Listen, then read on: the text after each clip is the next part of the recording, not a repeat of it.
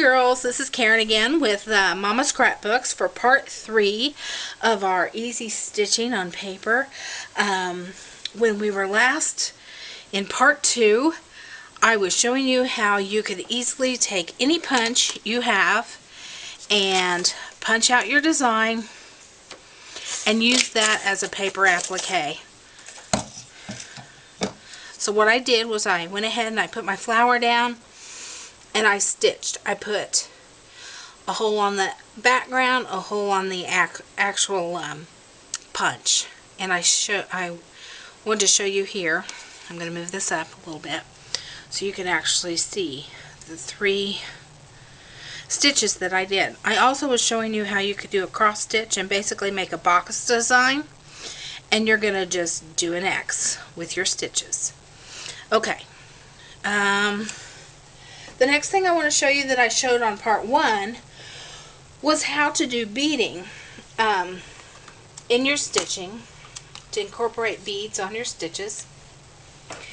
And as you know, I have tons of beads. Move some of my beads in here. What I've done here is I've just made simple stitches. Just made a straight line. You can use your ruler. You're going to need 2 holes for each bead. And made my line. I've come up from the back.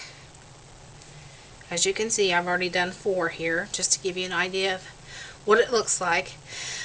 My thread is coming up from the back. I'm going to put my bead on, and then I'm going to stitch down into the paper, and then I'll align my bead and make sure it stands up straight. It is that simple. You can follow any border or any design. And one last thing I want to show you is how to actually freehand your stitching. Now, these products with the stencils and the stitches, easy stitch stencils, the bazels, all of these are great, but honestly, I don't use them all that much. I do a lot of freehand. And say I wanted to use some of those awesome flowers that are out there.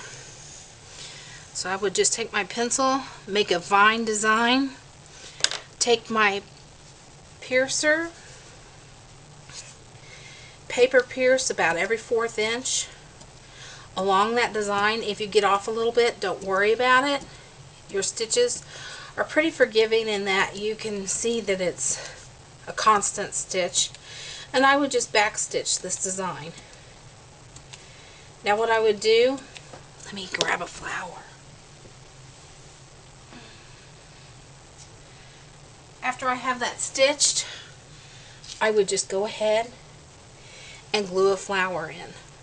Maybe put a bead or a brad on the inside of my flower. And I have a whole new way of doing design work on any of my layouts.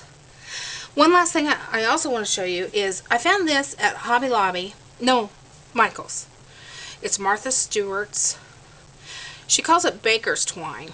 And it's a little bit thicker than the DMC floss, like the 2 strands, but it's got 6 colors in it. I think it's like $3.99. So you might check that out. You can use other things to stitch with other than just the DMC floss. You could use the baker's twine. You could also use, I know a lot of us have a ton of fibers. Just remember, if you use one of your fibers, you may need a little bit larger hole for your paper piercing. That's when this handy dandy darning needle would come in really handy. It has a bigger diameter than my paper piercer. So it's going to leave a bigger hole, and that's where my fibers would have the room to move around. When you're pulling your threads through, don't yank. You will get knots on the back. Just simply turn it over and do what you can to get rid of that knot. If you can't get rid of a knot, don't worry about it. Take your Scotch tape, tape your knot down, trim your thread, tape it back down and that end down and start with your next hole. Very simple. Don't get upset if you do have a knot or something like that. The back is not going to be seen. As you can see, I've got tape every place. I've taped when I started, I've taped when I've ended, so the back is going to kind of look like that anyway. So anyway, I hope that I have just inspired you to get your DMC flosses out, get your beads out.